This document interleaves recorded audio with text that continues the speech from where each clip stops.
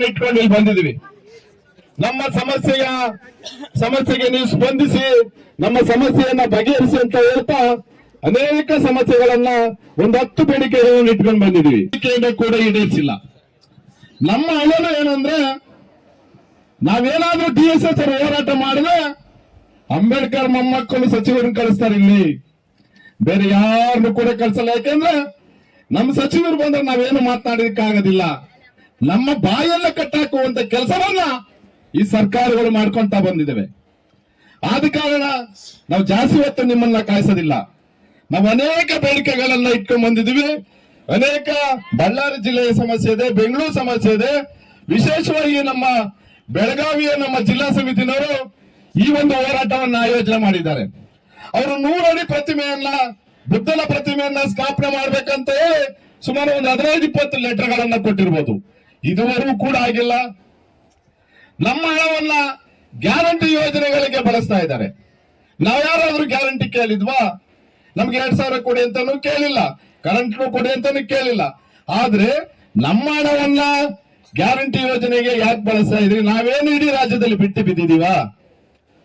ಇದೇ ಒಕ್ಕಲಿಗರ ಅಭಿವೃದ್ಧಿ ನಿಗಮ ಇದೆ, ಉಚಿತವಾಗಿ ಬಂದಂತ ಬ್ರಾಹ್ಮಣ ಅಭಿವೃದ್ಧಿ ನಿಗಮ ಇದೆ.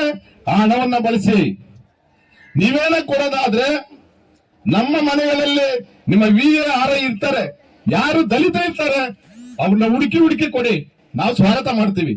ಆದ್ರೆ ನಮ್ಮ ದುಡ್ಡು ಬಿಟ್ಟು ಬಿದ್ದಿಲ್ಲ. ಯಾವುದೇ ಕಾರಣಕ್ಕೂ ತಾವು ಯೋಜನೆಗೆ ಬಳಸಬೇಡಿ. ಮತ್ತೆ PTCL ಕಾಯ್ದೆಯನ್ನ ತಾವೆಲ್ಲ ತುಂಬಾ ಕಷ್ಟಪಟ್ಟು ತಂದಿದ್ದೀರಿ. ಆದ್ರೆ ಇತ್ತೀಚಿನ ದಿನಗಳಲ್ಲಿ ಮತ್ತೆ AC ಮತ್ತೆ DC ವ್ಯತಿರಿಕ್ತವಾಗಿ ಆದೇಶವನ್ನ ಮಾಡ್ತಾ ಇದ್ದಾರೆ. ನಮ್ಮ ಭೂಮಿಯನ್ನ ಮತ್ತೆ ಕಿತ್ಕೊಳ್ಳುವಂತ ಪ್ರಯತ್ನಗಳನ್ನ ಮಾಡ್ತಾ ಇದ್ದಾರೆ. ದಯಮಾಡಿ ಮತ್ತೊಂದು ನೀವು ಸಚಿವ ಸಂಪುಟಕ್ಕೆ ನಾವೆಲ್ಲ ಸವಿಸ್ತಾರವಾಗಿ ಬರೆದಿದ್ದೀವಿ. ಅನೇಕ ಪ್ರಕರಣಗಳು ಇದಾವೆ, ನೀವು ತರ್ಸ್ಕೊಂಡು ನೋಡಿದ್ರೆ ಗೊತ್ತಾಗುತ್ತೆ ತಮಗೆ.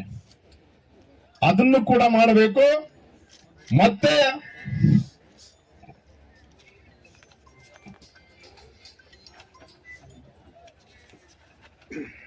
ಮೇಲೆ ನಿರಂತರವಾಗಿ ದೌರ್ಜನ್ಯಗಳು ನಡೀತಾ ಇದ್ದಾವೆ. ಆ ದಲಿತರ ಮೇಲೆ ದೌರ್ಜನ್ಯ ಆದಾಗ ಕೌಂಟರ್ ಕೇಸನ್ನ ಮಾಡ್ತಾರೆ. ನಿಮ್ಮ ಪೊಲೀಸ್ ಠಾಣೆಗಳು, ಅನೇಕ ಪೊಲೀಸ್ ಠಾಣೆಗಳು ದಲಿತರ ಮೇಲೆ ದೌರ್ಜನ್ಯ ಆದಂತ ಸಂದರ್ಭದಲ್ಲಿ ಅವರೇ ಕರೀತಾರೆ. ಯಾರು ದೌರ್ಜನ್ಯ ಮಾಡಿರ್ತಾರೆ ಅವ್ರನ್ನೇ ಕರೀತಾರೆ. ನೀವೊಂದು ಕೌಂಟರ್ ಕಂಪ್ಲೇಂಟ್ ಅನ್ನ ಕೊಡಿ,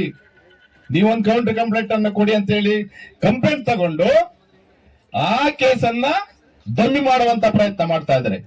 ನೀವಿರುವಂತ ಸಂದರ್ಭದಲ್ಲಿ ಇಡೀ ರಾಜ್ಯದಲ್ಲಿ ಯಾರಾದ್ರೂ ಕೂಡ ದಲಿತರ ಮೇಲೆ ದೌರ್ಜನ್ಯ ಆದಂತ ಸಂದರ್ಭದಲ್ಲಿ ಆಯಾ ಜಿಲ್ಲೆಯ ಜಿಲ್ಲಾಧಿಕಾರಿಗಳು ಮತ್ತೆ ಜಿಲ್ಲಾ ಪೊಲೀಸ್ ವರಿಷ್ಠಾಧಿಕಾರಿಗಳನ್ನ ಯಾರನ್ನಾದ್ರೂ ಹೊಣೆಗಾರರನ್ನಾಗಿ ಮಾಡಿದೀರಾ ನೀವು? ಒಬ್ಬರಿಗೆ ಯಾರ ಬಲಿ ಕೊಟ್ರೆ, ಯಾಕಂದ್ರೆ ಅನೇಕ ಇದ್ದಾರೆ ದಲಿತ ವಿರೋಧಿ ನೀತಿ ಅನುಸರಿಸೋರು, ಎಲ್ಲಾರು ಹೇಳ್ತಾರೆ ಪೊಲೀಸ್ ಇಲಾಖೆ ತುಂಬಾ ಒಳ್ಳೆಯವರು ಇದ್ದಾರೆ, ಹಂಗೆ ಕೂಡ ಕೆಲವರು ಕೆಟ್ಟ ಜನನು ಇದ್ದಾರೆ. ಅದ್ರಲ್ಲಿ ಏನ್ ಮಾಡ್ತಾ ಇದಾರೆ ಅಂದ್ರೆ ನಮ್ಮನ್ನ ಬಲಿ ಹೊರಬೇಕು ಅನ್ನುವ ರೀತಿಯಲ್ಲಿ ಏನು ಅಟ್ರಾಸಿಟಿ ಕೇಸನ್ನ ಕೌಂಟರ್ ಕೇಸನ್ನ ಮಾಡಿ ಆ ಕೇಸನ್ನ ಡಮ್ಮಿ ಮಾಡುವಂತ ಕೆಲಸವನ್ನು ಕೂಡ ಮಾಡ್ತಾ ಇದ್ದಾರೆ. ತೋಟಿ ತಲವಾರ್ ಜಮೀನು ಕೂಡ PTCL ಕಾಯ್ದೆಗೆ ತಿದ್ದುಪಡಿ ತಂದು ಆ ಜಮೀನನ್ನು ಕೂಡ ಉಳಿಸುವಂತ ಕೆಲಸವನ್ನ ಮಾಡಬೇಕಾಗುತ್ತೆ. ಆರ್ಟಿಒ ಇಲಾಖೆ ಮತ್ತೆ ಉನ್ನತ ಶಿಕ್ಷಣ ಇಲಾಖೆನಲ್ಲಿ ನಮ್ಮ ನಾಯಕರು ಹೇಳ್ತಾ ಇದ್ರು ಡ್ರೈವರ್ಗೂ ಆರ್ಟಿಒ ಆಫೀಸರ್ ಕೊಡ್ತಾರೆ, ಕಸ ಗುಡ್ಸೋನ್ಗೂ ಆಫೀಸರ್ ಕೊಟ್ಟಿದ್ದಾರೆ ಈಗ ಅಂತ. ಅನೇಕ ಪ್ರಕರಣಗಳು ನಮ್ಮ ಪ್ರಿಯಾಂಕ ಖರ್ಗೆ ಅವರು ಹಿಂದೆ ವಿರೋಧ ಪಕ್ಷದಲ್ಲಿದ್ದಾಗ PSI ಆಗಣ್ಣ ತಗೊಂಬಂದು ಬೀದಿಗೆಳೆದ್ರು. ಈಗ ಯಾಕಾಗ್ತಾ ಇಲ್ಲ? ದಯಮಾಡಿ ಅರ್ಹತೆ ಇದ್ದವರಿಗೆ ಆ ಇಲಾಖೆನಲ್ಲಿ ಕೆಲಸ ಕೊಡುವಂತ ಕಾನೂನನ್ನ ತಾವು ತರಬೇಕು. ವಿಶೇಷವಾಗಿ ಪೊಲೀಸ್ ಅಧಿಕಾರಿಗಳು ಮೊದಲೇ ಮನವಿ ಮಾಡಿದ್ದಾರೆ, ಸಾಹೇಬ್ರೆಲ್ಲ ಏರ್ಪೋರ್ಟ್ ಹೋಗ್ತಾ ಇದಾರೆ, ದಯಮಾಡಿ ಬೇಗ ಬಿಟ್ಕೊಡ್ಬೇಕು ಅಂತ. ಬಿಟ್ಕೊಡ್ತೀವಿ, ಯಾಕಂದ್ರೆ ನಮ್ಮವ್ರನ್ನೇ ಕಳಿಸಿರೋದ್ರೆ ನಮ್ಮವ್ರನ್ನ ನಾವು ತೊಂದರೆ ಕೊಡಲ್ಲ. ಆದ್ರೆ ಅಧಿಕಾರ ಶಾಶ್ವತ ಅಲ್ಲ. ತಾವು ಬಾಬಾ ಸಾಹೇಬರ ಮೊಮ್ಮಕ್ಕಳಾಗಿ ಹುಟ್ಟಿದ್ರಿ, ಅಧಿಕಾರವನ್ನ ಪಡೆದಿದ್ರಿ.